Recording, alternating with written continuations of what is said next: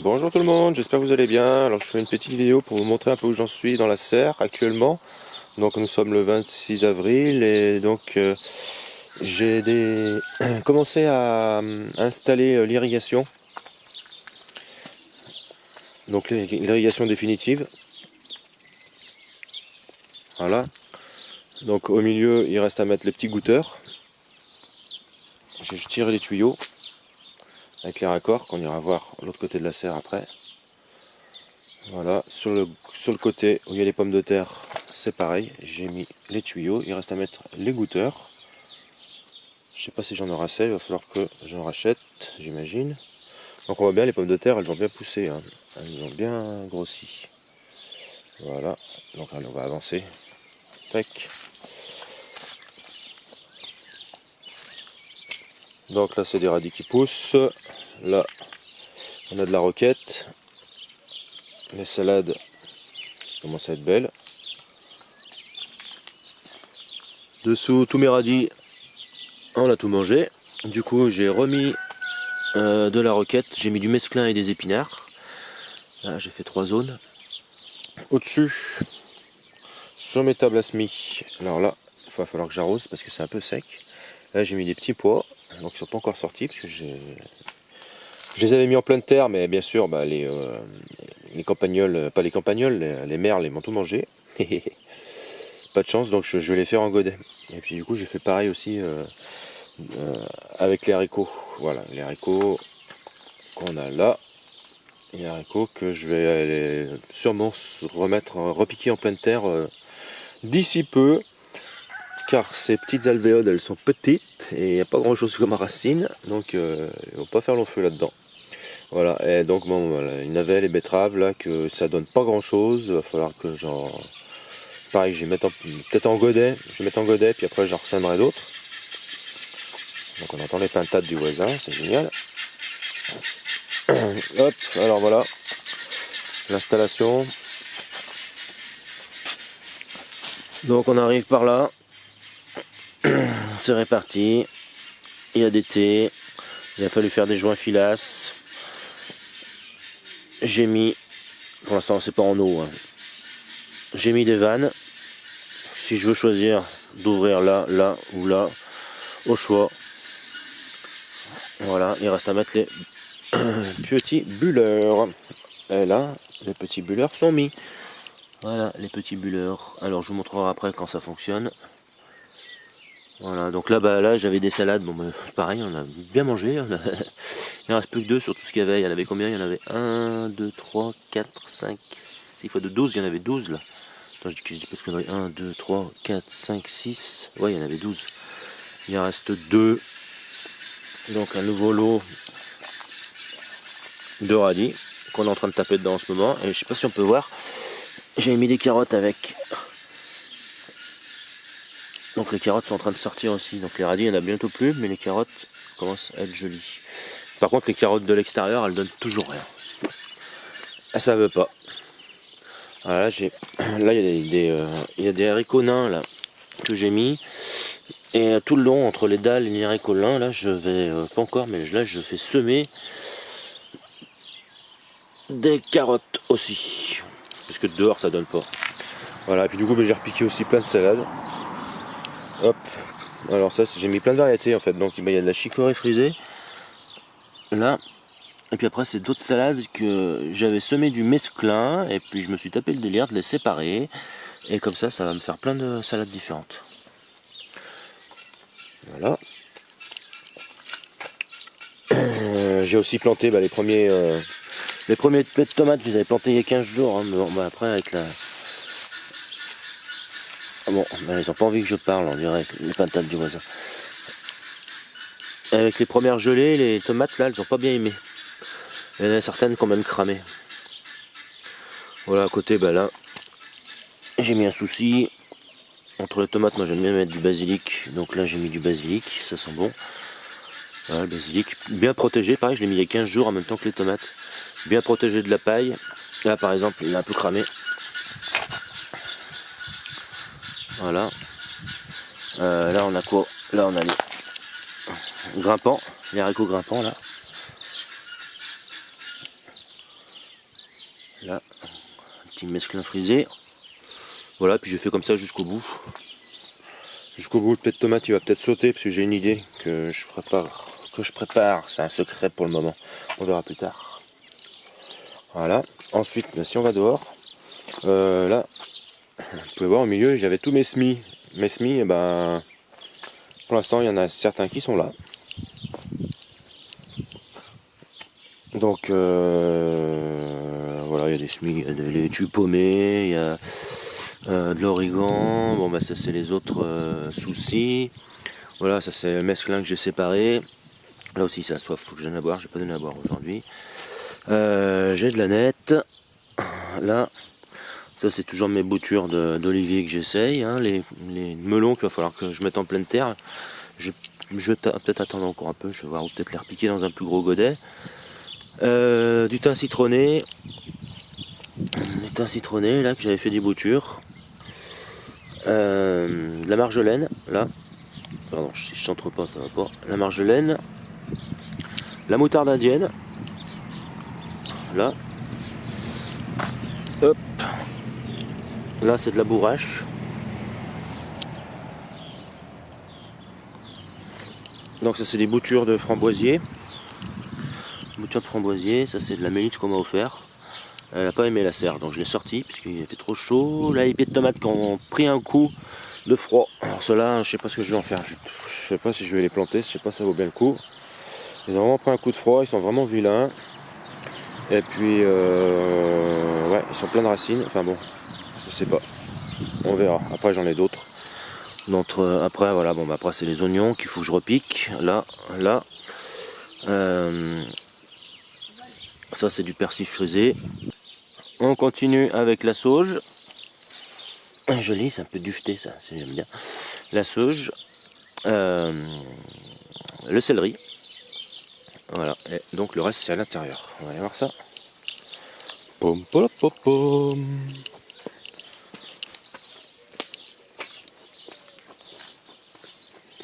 Ça sent le basilic quand on rentre. Voilà, les 3 autres pieds de tomates là qui sont vraiment vilains.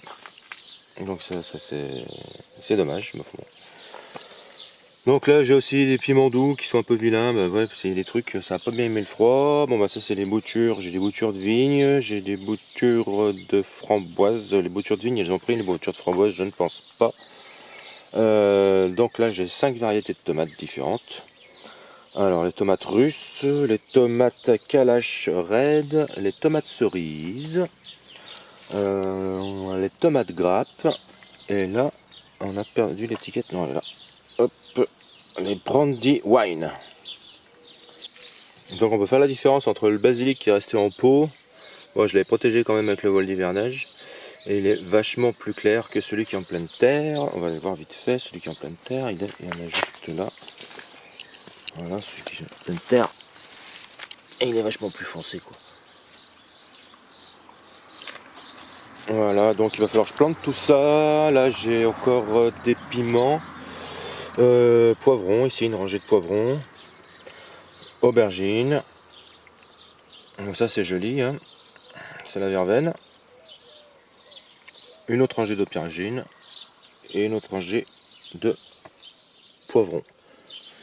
Donc maintenant je vais m'affairer à mettre les goûteurs de là. Donc on va transpirer un peu parce qu'il commence à faire chaud dans la serre. Et puis on se retrouve après. Alors je vais mettre mes gouttes à gouttes tous les 30 cm. Pour ça j'utilise un poinçon. Donc il va vraiment prendre un clou ou n'importe quoi, hein, mais bon. Le poisson il va bien. Et il le vend 2 € je crois. Et puis il y a des bouchons avec. Ça fait que si tu fais un trou, tu fais un trou là où tu veux pas, bah, au lieu de mettre un goûteur, tu mets un bouchon. En même temps, le goûteur s'il est bien fermé, si tu le vis à fond, il coule pas. Et puis si ça coule, c'est pas bien grave. Enfin pour moi, c'est pas bien grave, c'est l'eau du puits. Donc il n'y a que l'électricité de la pompe.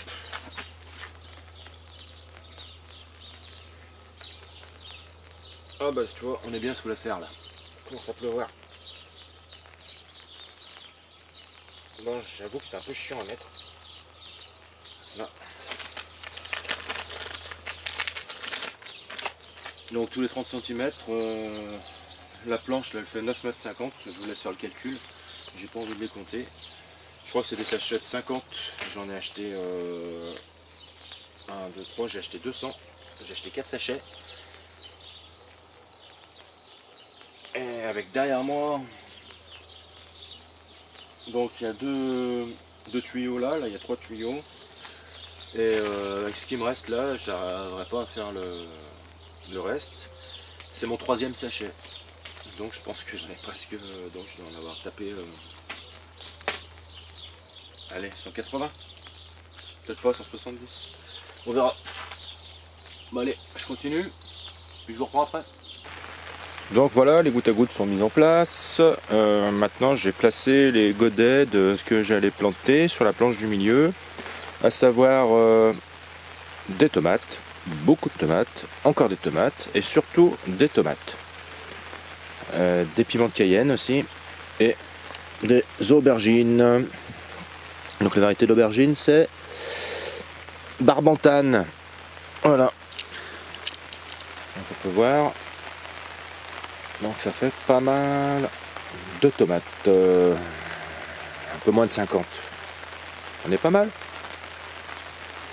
Donc je rappelle, moi je mets beaucoup de tomates parce que je vais faire beaucoup de conserves en déshydraté, en jus, donc ça va être consommé en frais, le jus, et en sauce aussi. Bon allez, on plante tout ça. Bon, ça fait à peu près une demi-heure là que je suis après, j'ai pas fait la moitié, enfin si, j'ai fait à peu près la moitié quoi. Donc ben voilà, je continue. Hein. Donc pour l'instant je plante juste les tomates. Donc il faut voilà, un peu gratter un peu, des boulettes. Voilà, ça c'est un outil qui va bien. Je sais pas comment ça s'appelle. Un plantoir, peut-être. Non, le plantoir c'est de la pointe. Ça je sais pas comment ça s'appelle. Si vous savez comment ça s'appelle, vous pouvez le mettre dans les commentaires. Pour ceux qui recherchent. Hop. Hop, il y a de tomates. Et on remet le broyeur tout autour. Voilà, celui-là.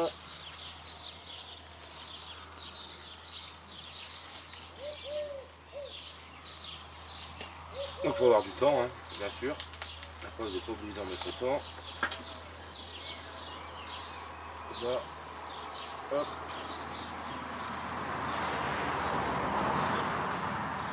Ah, c'est l'heure où les gens rentrent du boulot, il y a du monde sur la route. Hop. Alors ça c'est une aubergine, je la planterai après, c'est pour noter sur mon cahier. D'abord je m'occupe des tomates.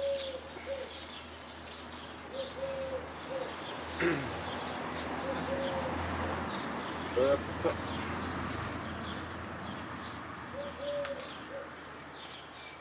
Voilà, voilà.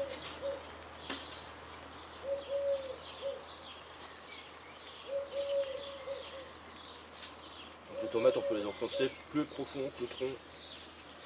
Il n'y a pas de greffe, il n'y a rien du tout. Et en plus sur le tronc, si on l'enfonce plus profond, moi ce que je fais bien souvent, voilà, c'est le cotylédon là, hop, on l'enlève et on enterre, ouais, moi j'enterre à peu près justement au niveau du cotylédon.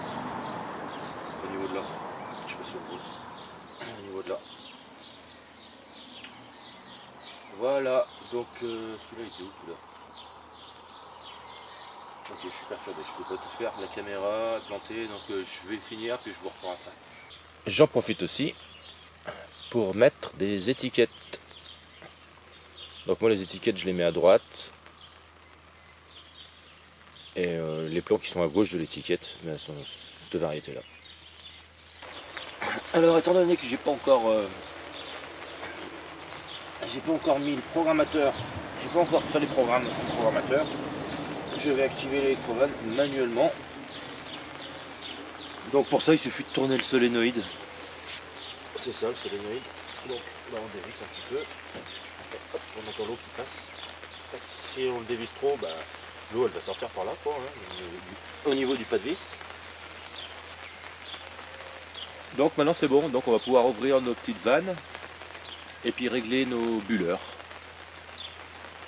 Donc voilà, on se retrouve devant l'irrigation, donc je vais ouvrir mes vannes. Hop, On entend l'eau qui part. Là. Bon, je peux en profiter aussi pour regarder si j'ai pas de fuite au niveau des raccords.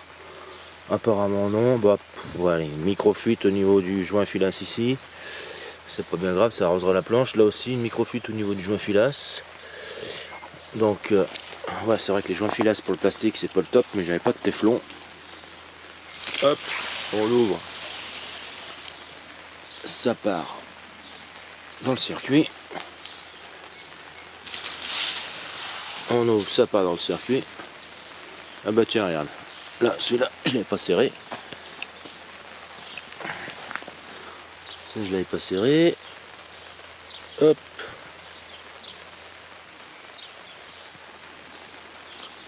Donc ce que je vais faire maintenant, c'est que je vais ouvrir ceux du bout. Ah, bah là, il y en a qui a pété là-bas, tiens. Là, il a carrément pété. Et je viens de le voir sauter en l'air. Bon, alors attends, on va fermer la vanne qui correspond. Et on va essayer de le remettre ou remettre un autre. Je sais pas, on va voir. Hop, voilà. Bon, ça fait de la pluie dans la serre. Bah, ce qu'il y a, c'est qu'il a giclé, mais il a giclé où aussi? Oh, la bonne blague. Je cherche petit point rouge. Ah oui, il est en face là-bas. Alors, soit je l'avais mal enfoncé, soit il laisse un défaut ou. Il a un défaut. Ah, ça dégouline. On va essayer de pas filmer pas mouiller la caméra. Alors, eh ben, je sais pas si on voit là. Il a pas l'air d'avoir de défaut. Problème de ma caméra, c'est qu'elle fait pas net de près. Alors, bah j'ai du mal à le mettre. Alors, on va le remettre. Hop. Alors attends.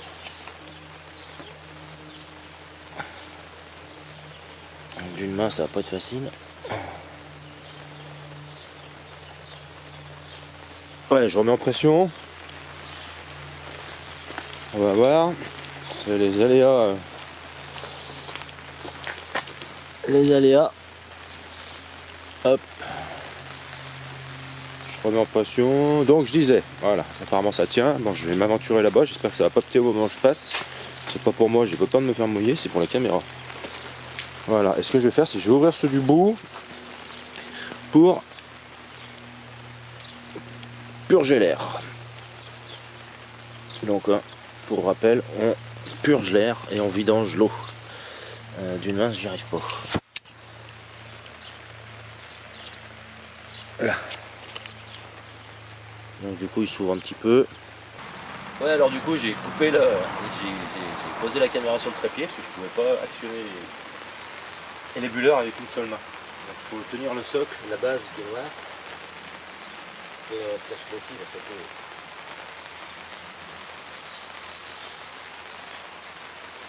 C'est le même.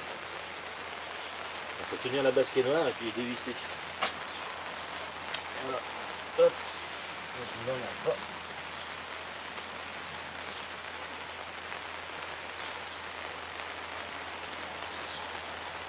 Il y en a certains qui marchent bien. D'autres un peu moins bien.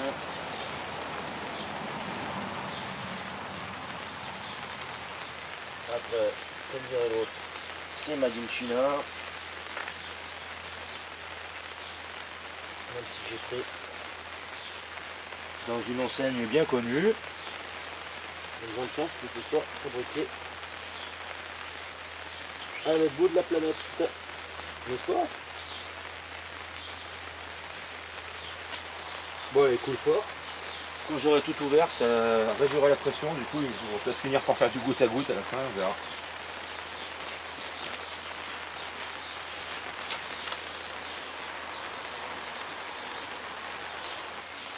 Bon, je vais finir de les ouvrir et puis je vous reprends après. Voilà, donc les bulleurs sont presque tous ouverts à fond. Et comme on voit, je sais pas, j'essaie de m'approcher.